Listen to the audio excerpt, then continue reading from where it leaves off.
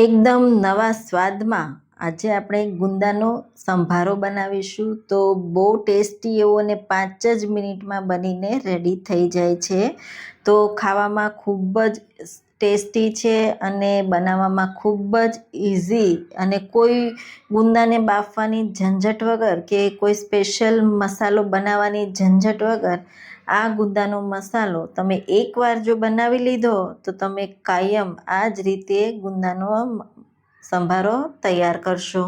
તો તમે જોઈ શકો છો. તો ચાલો બનાવીએ ગુંદાનો ચટપટો ટેસ્ટી એવો સંભારો. તો મેં અહીંયા 250 ગ્રામ જેટલા ગુંદા લીધા છે અને સારી રીતે ધોઈ કોરા કરી લીધા છે. તો આ રીતે ડીટીયાનો ભાગ આપણે કાઢી લઈશું, એટલે કે ગુંદાને ડીટીયાના ભાગથી અલગ કરવાના છે. તો તમારે થોડા ગુંદા સાઈઝમાં મોટા હોય એવા લેવાના, પણ અત્યારે શરૂઆત છે એટલે ગુંદા નાના મોટા બંને આવે છે. તો આ રીતે મેં ડીટીયાનો ભાગ દૂર કરી લીધો અને આ રીતે દસ્તાથી ગુંદાને આપણે ફોડી લઈશું અને અંદરથી જે બીઓ છે એ કાઢી લઈશું. અને આ રીતે બે ભાગમાં આપણે ગુંદા કરી લઈશું. તો બીઓ કાઢ્યા પછી આ રીતે બધા જ ગુંદાને ફોડી અને અંદરથી આપણે બિયા કાઢી લઈશું. તો ગુંદા થોડા ચીકાસવાળા હોય અને આ રીતે થોડી મહેનત છે, પણ ખાવામાં બહુ ટેસ્ટી એવો સંભારો બને છે. તો આ રીતે મેં બધા જ ગુંદાને બિયા કાઢી લીધા છે. હવે આ રીતે થોડું ચપ્પાની મદદથી મીઠું ઉમેરી ચીકાશ આપણે દૂર કરવાની છે. તો બધા જ ગુંદામાં આ રીતે થોડું થોડું મીઠું ઉમેરીને ગુંદામાંથી જે ચીકાશ હોય એ આપણે કાઢી લઈશું, એટલે બહુ સારા એવા સ્વાદમાં લાગશે. તો તમે જોઈ શકો છો એ રીતે હું બધા જ ગુંદામાંથી આ રીતે થોડી ચીકાશ કાઢી લઈશ. થોડી મહેનત છે, પણ સંભારો બહુ ટેસ્ટી એવો બનશે. તો આ રીતે બધા જ ગુંદામાંથી મેં ચીકાશ દૂર કરી લીધી છે. હવે આપણે ગુંદાને બાફ્યા વગર કે કોઈ પણ જાતનો મસાલો રેડી કર્યા વગર આપણે સંભારો રેડી કરવાનો છે. તો આ રીતે બધા જ ગુંદામાંથી ચીકાશ દૂર થઈ જાય એટલે આપણે એક કઢાઈ કે પેન લઈશું. તો જાડા તળિયાવાળી કઢાઈનો ઉપયોગ કરવાનો છે.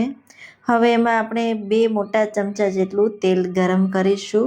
તેલ સારી રીતે ગરમ થાય એટલે આપણે એમાં રાઈ ઉમેરી દઈશું, 1 નાની ચમચી જેટલી.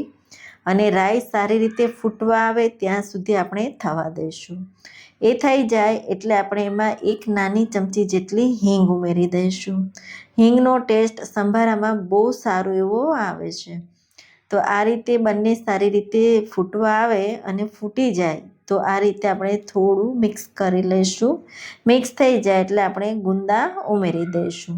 તો આ રીતે ઉમેરી દઈશું અને એકદમ સારી રીતે બધું તેલ સાથે સાતળવાના છે. તો આમાં બિલકુલ પાણીનો ઉપયોગ પણ નથી કરવાનો. સિમ્પલ મસાલા સાથે આ ગુંદાનો મસાલો રેડી થશે. ખાવામાં તો બહુ ટેસ્ટી લાજવાબ બને છે. તો જરૂરથી તમે આ ટ્રાય કરજો. ગેસની flame medium two high side રાખીને ગુંદાને સાતળવાના છે. લગભગ આ રીતે 2 મિનિટ માટે આપણે સતત ચલાવતા રહી ગુંદાની ચીકાશ થોડી દૂર થાય ત્યાં સુધી આપણે તેલમાં સાતળી લઈશું. તો આ રીતે, અને મીઠું આપણે બિલકુલ નથી ઉમેરવાના. આપણે જ્યારે ચીકાશ દૂર કરી ત્યારે મીઠાનો ઉપયોગ કર્યો હતો. હવે આપણે 1 નાની ટીસ્પૂન જેટલી હળદર ઉમેરી દઈશું અને 1 ચમચી લસણની પેસ્ટ, કાઠિયાવાડી લસણની ચટણી ઉમેરી દઈશું.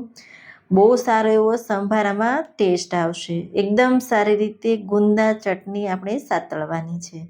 તો આ રીતે સતત ચલાવતા રહી મિક્સ કરી લઈશું. મિક્સ થઈ જાય એટલે આપણે થોડા મસાલા થવા દઈશું. તો ખુલ્લું જ આ રીતે આપણે સંભારો રેડી કરીશું. લગભગ અહીંયા 2 થી 3 મિનિટ જેવું લાગ્યું.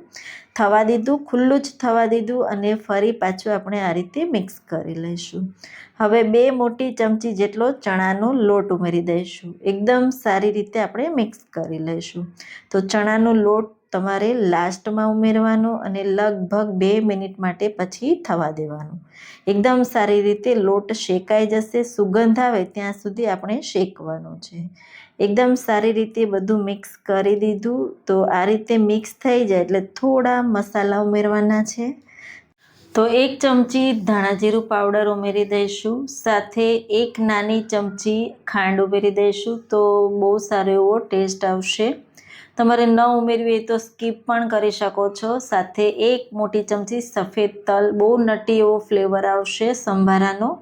એકદમ સારી રીતે આપણે મિક્સ કરી દઈશું અને સારી રીતે આ રીતે ચલાવતા રહી 1 મિનિટ માટે આપણે થવા દઈશું. તો ખુલ્લો જ સંભારો આપણે સાતળવાનો છે. એકદમ સારી રીતે તમે ગુંદા જોઈ શકો છો. એકદમ સારા એવા ક્રિસ્પી અને એકદમ સારો એવો મસાલો રેડી થઈ ગયો છે. તો આ રીતે તમે મસાલો બનાવો અને સિઝનમાં પણ અત્યારે ગુંદા બહુ જ આવે છે. તો જરૂરથી આ ગુંદાના સંભારાની રેસીપી ટ્રાય કરજો, બધાને બહુ જ ભાવશે. તમે રોટલી, દાળ ભાત, ખીચડી કઢી સાથે પરોઠા સાથે સર્વ કરો. બહુ ટેસ્ટી એવો લાગે છે. 3 થી 4 દિવસ સુધી તમે સ્ટોર કરીને ખાઈ શકો એટલો ટેસ્ટી આ સંભારો બનશે. તો જમવાનો સ્વાદ 2 ગણો વધારી દે એવો અને શાકની પણ બિલકુલ જરૂર નહીં પડે એવો આ સંભારો બનીને રેડી થાય છે. તો જરૂરથી આ ગુંદાના સંભારાની રેસીપી તમને કેવી લાગી એ મને કોમેન્ટ્સમાં જરૂરથી કહેજો. અને તમે કઈ સિટીમાંથી મારા વિડીયો જુઓ છો એ મને કોમેન્ટ્સમાં જરૂરથી જણાવજો, જેથી હું તમને થેન્ક્સ કહી શકું.